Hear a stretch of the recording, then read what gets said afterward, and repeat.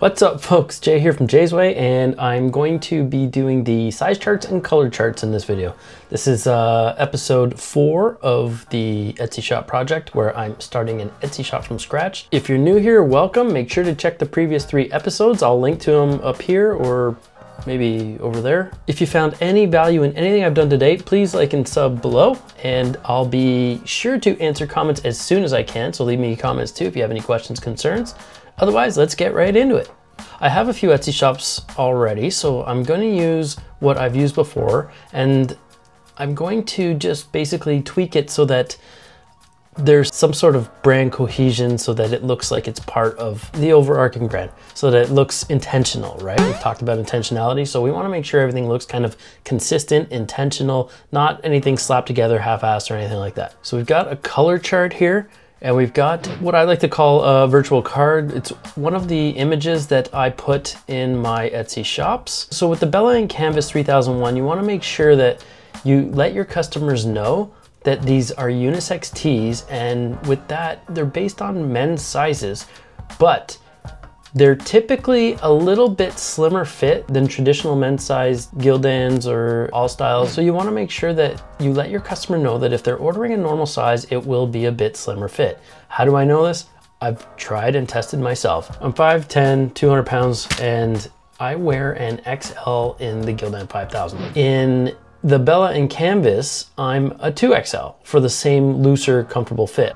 The ladies love the 3001 here, but if they're going to be buying a traditional medium, for example, that they would otherwise wear in a ladies fit, the medium in the Bella and Canvas 3001 might be a little bit baggier than they're used to. So in that case, you'd want to size down for a more fitted, but otherwise it'll be more relaxed. So if you like the oversized feel, for example, which is kind of really trending right now, you might want to go another size up even. That's kind of the reason behind this. And it also helps to have any kind of instructions that you can put in your listing so that you head off some questions at the pass, right? Anything you can do to sort of stay in control of your time and waste less of your time, because like I've said 1,000 times, time is our most valuable asset. You definitely want to make sure that you spend less time addressing things you don't need to and more time doing the things that are going to make you money. It's also a good way to fill up your listing photos, right? Because you don't want to just have 10 photos of 10 random different colors in Etsy. They say to use as many as possible, but you don't want to just stuff it with 10 colors. People get the point, and ultimately you don't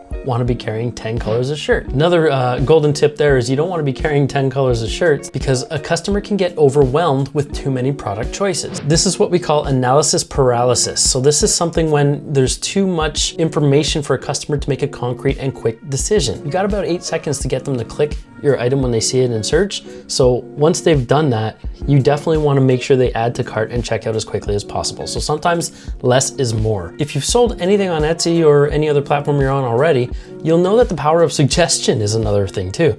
Because if I've listed this shirt on a heather navy, it's gonna sell more on a heather navy than any other color. People on Etsy are there to buy, they're not there to kind of shop around.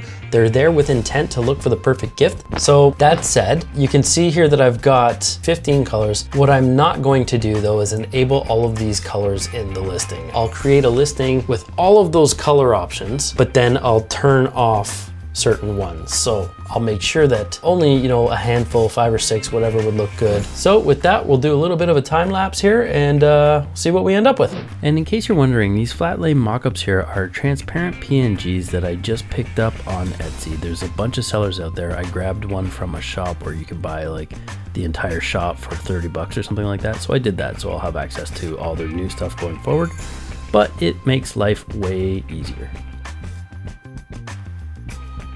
And my awesome wife Stacy just brought me some veggie straws here with some dip. Pretty awesome. Pardon the chewing face. Back to it.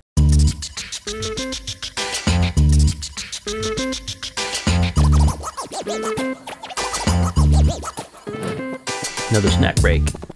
Don't judge me.